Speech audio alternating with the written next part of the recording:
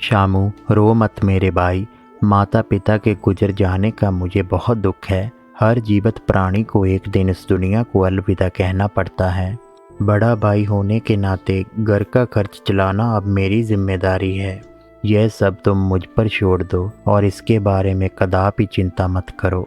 तुम बस अपनी शिक्षा पर ध्यान दो। माँ और बाबूजी का सपना अधूरा नहीं रहना चाहिए। मुझे माँ और बाबूजी की बहुत याद आती है।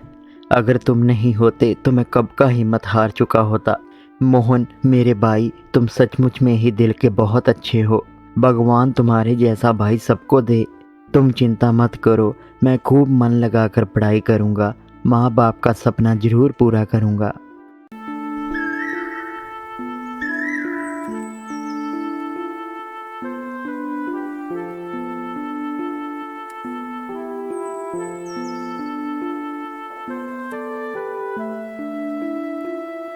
अरे मोहन, क्या बात है भाई। मैंने सुना है कि तू आजकल दिन रात खेतों में काम करने लगा है। कुछ काम अपने भाई के लिए भी छोड़ दिया कर। अकेले इतना काम करेगा तो बीमार पड़ जाएगा। आप तो जानते ही है सेठ जी, माँ बाप का सपना था कि शामू पढ़ लिख कर एक बढ़िया नौकरी करे। एक बार उसकी नौकरी लग गई तो घर का खर्च चलाना भी बहुत आसान हो जाएगा। इसलिए मैं दिन रात मेहनत करता हूँ ताकि मेरा भाई अच्छी शिक्षा प्राप्त कर सके। अच्छा, तो मैं अभी चलता हूँ सेठ जी। भाई घर पर इंतजार कर रहा होगा।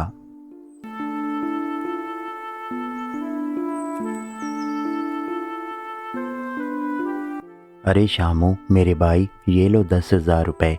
अपने कॉलेज की फीस भर देना और अगर किसी भी वस्तु की आवश्यकता हो तो मुझे बता देना।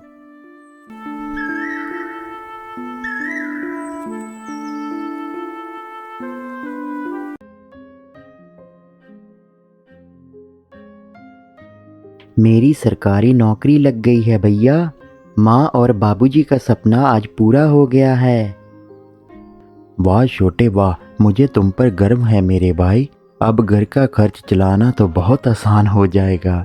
आज मैं बहुत प्रसन्न हूँ। अब तू जल्दी से अपने लिए एक अच्छी सी लड़की ढूंढकर शादी कर ले मेरे भाई। मैं आपसे इसी के बारे में ही बात करने वाला था भैया। मेरी नज़र में एक लड़की है। अगर आप बुरा ना मानो तो मैं उससे शादी की बात कर लेता हूँ। अरे छोटे, ये भी कोई पूछने की बात है। अगर तुम्हें वो लड़की अच्छी और संस्कारी लगती है तो जल्दी से उससे शादी कर लो मेरे भाई।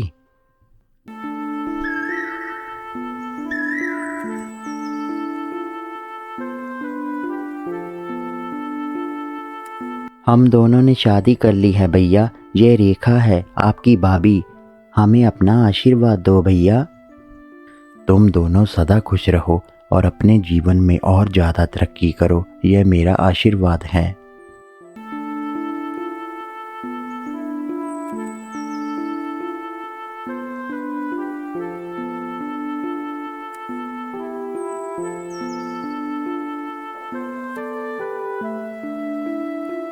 ये क्या कर दिया? अपने गंदे जूते लेकर घर के भीतर चले आए हो। मैंने बहुत मुश्किल से घर की सफाई की थी। अरे बाप रे, अब मुझे फिर से पोछा लगाना पड़ेगा। हाँ जी, सुनते हो? इसको इतना नहीं मालूम कि गंदे जूते घर के बाहर उतार कर आते हैं। क्या हुआ? तुम दोनों ने इतना शोर क्यों मचा रखा है? देखिए ना, मैंने कितनी मेहनत से सारे घर की सफाई की थी और ये गंदे जूते लेकर भीतर आ गया। क्या भैया, तुम भी? आपको इतनी सी तो अकल होनी चाहिए कि गंदे जूते घर के बाहर उतार कर आते हैं। आगे से ऐसा नहीं होना चाहिए। मुझे माफ़ कर दो भाई, आगे से ऐसा हरगिज़ नहीं होगा। मैं तो हर बार ऐसे ही घर के भीतर आता हूँ। ये अचानक भैया और भाभी को क्या हो गया? भैया ने मेरे साथ पहले ऐसे कभी भी इस तरीके से बात नहीं की। ऐसा प्रतीक हो रहा है कि भाभी इस घर में अब खुश नहीं है।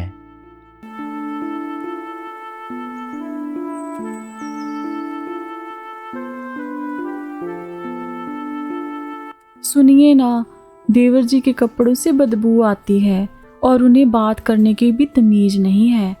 अब मैं इस घर में कदापि नहीं रहूंगी।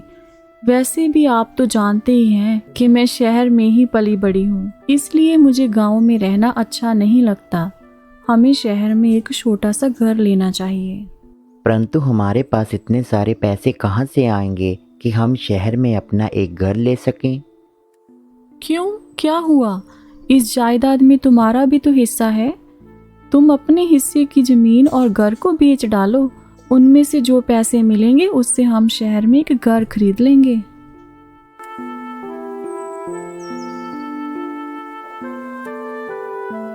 हम दोनों हमेशा के लिए गांव छोड़कर शहर में रहना चाहते हैं। हमें शहर में घर खरीदने के लिए ढेर सारे पैसे चाहिए। इसलिए मैंने ये फैसला लिया है कि घर और ज़मीन का बंटवारा हो जाए तो अच्छा है। मैं अपने हिस्से की ज़मीन और घर बेचकर शहर में बसना चाहता हूँ। अरे बाप रे, ये क्या कह रहे हो तुम भैया? अगर अनजाने में मुझसे कोई भूल हो गई हो तो मुझे माफ़ कर देना, परंतु गांव छोड़कर मत जाओ। इस गांव में हमारे माता पिता की पुरानी यादें हैं। मैं तुमसे विनती करता हूँ, ऐसा कदापि मत करो।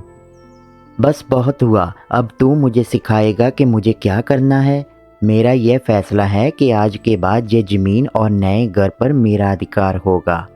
पुराना घर और नदी के किनारे वाली ज़मीन आज से तुम्हारी होगी। पुराना घर? ये क्या कह रहे हो भैया? वो अब घर नहीं रहा, वो तो हमारे बैल का तबेला बन चुका है। वहाँ हम अपने बैल को रखते हैं। और रही बात नदी के किनारे वाली ज़मीन की, वो ज़मीन तो बंजर है भैया, वहाँ आज तक फसल नहीं हुई। मुझे नहीं मालूम। आज के बाद नए घर और इस ज़मीन पर तुम्हारा कोई अधिकार नहीं है। बेहतर होगा कि आज रात होने से पहले अपना सामान ले जाना। और हाँ, अपने कपड़ों को भी कभी धो लिया कर, इनमें से कितनी बदबू आती है। मुझे आज के बाद अपनी शक्ल मत दिखाना।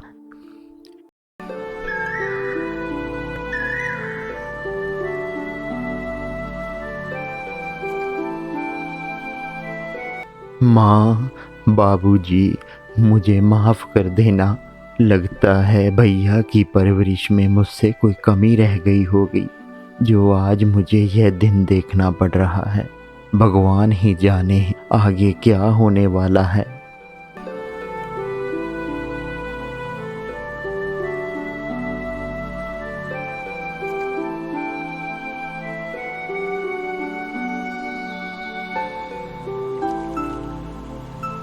तू तो जानता ही है हीरा कि मैंने दिन रात मेहनत करके अपनी भाई की परवरिश में कोई कमी नहीं छोड़ी। खुद भूखा रहकर उसे खाना खिलाया, उसकी कॉलेज की फीस इकट्ठा करने के लिए दिन रात एक कर दिया। और अब वो मुझे कहता है कि तुम्हारे कपड़ों से बदबू आती है। उसने मुझे ये पुराना घर और बंजर ज़मीन देकर हमेशा के लिए घर से बाहर निकाल दिया है। परंतु मैं हिम्मत हारने वालों में से नहीं हूँ। हम बंजर ज़मीन को जोतेंगे, उसी को ही एक उपजाऊ खेत बनाएंगे।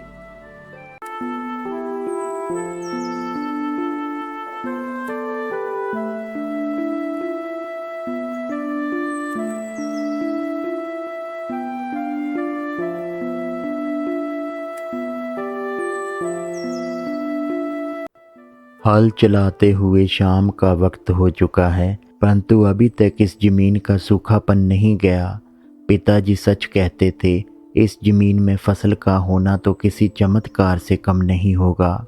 हे भगवान, मुझ गरीब पर दया करो। अगर इस खेत में फसल नहीं हुई तो मैं क्या खाऊंगा, अपना पेट कैसे भरूंगा। दया करो भगवान, मुझ गरीब पर दया करो।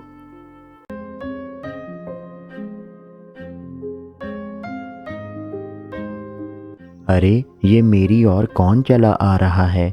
मुझे तो ये कोई ब्राह्मण बाबा लग रहे हैं। भिक्षा दो बेटा, भिक्षा दो। बाबा को भूख सता रही है, मुझे कुछ खाने के लिए दो बेटा। आपके चरणों में कोटि कोटि प्रणाम बाबा। आपके चरण इस बंजर ज़मीन पर पड़े मैं धन्य हो गया हूँ। हाँ बाबा, मेरे पास एक रोटी है, मैं अभी आपके लिए वो रोटी लेकर आता हूँ।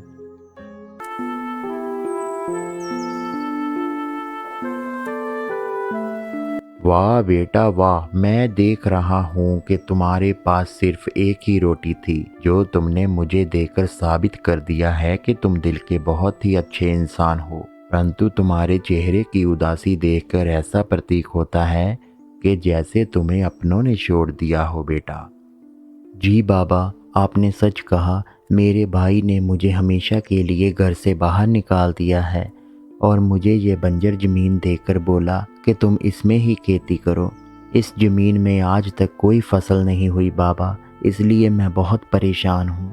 बेटा, मैं तुम्हारा दर्द समझ सकता हूँ, परंतु तुम चिंता मत करो।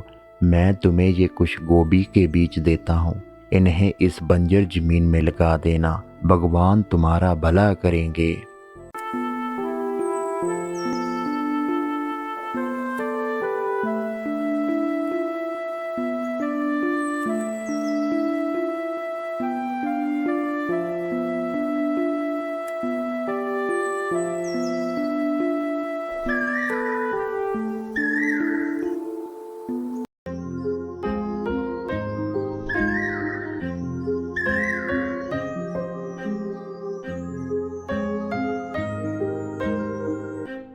अरे बाप रे, ये मैं क्या देख रहा हूँ, इतनी सारी गोभी।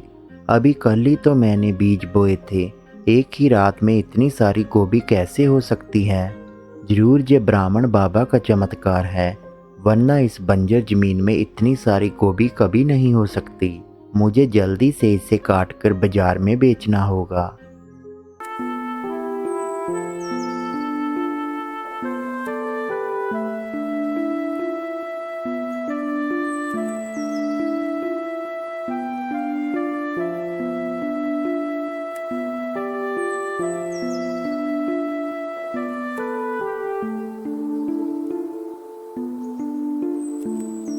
अरे ये क्या, इतनी सारी गोभी एक ही बार में? अरे भैया, किस गांव से आए हो तुम? तुम तो मुझे बहुत मेहनती किसान दिखाई देते हो। तुम्हारे साथ धंधा करने में तो बहुत मुनाफा होगा। ये लो जल्दी से भाई 50,000 रुपए, तुम ये सारी गोभी मुझे बेच दो। अरे वाह, इतने सारे पैसे! मैंने इतने सारे पैसे एक साथ अपने हाथ में पहले कभी नहीं पकड़े। अब मैं इन पैसों से अपने बैल के लिए ढेर सारा चारा खरीदूंगा।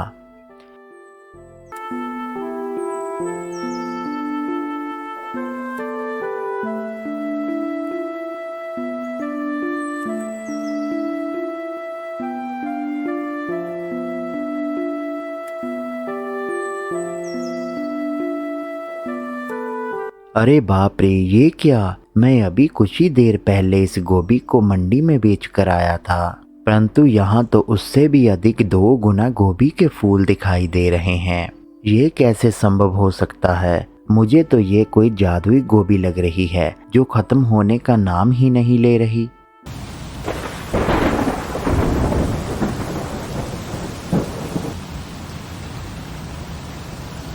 वो क्या! अरे बाप रे, यहाँ तो तूफान आता हुआ दिखाई दे रहा है। मौसम बहुत खराब हो चुका है। इतनी तेज मूसलाधार वर्षा!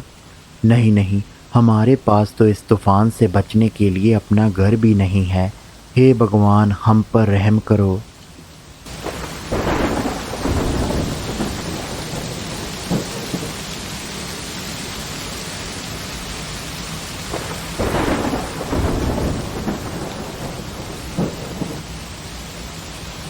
अरे ये क्या, गोभी से बना हुआ घर? ये कैसे संभव है? जरूर ये कोई जादुई गोभी ही है। अब मुझे और बातें नहीं करनी चाहिए। तूफान का कहर तो बढ़ता ही जा रहा है। मुझे जल्दी से इस घर में घुसकर अपनी और बैल की जान बचानी होगी।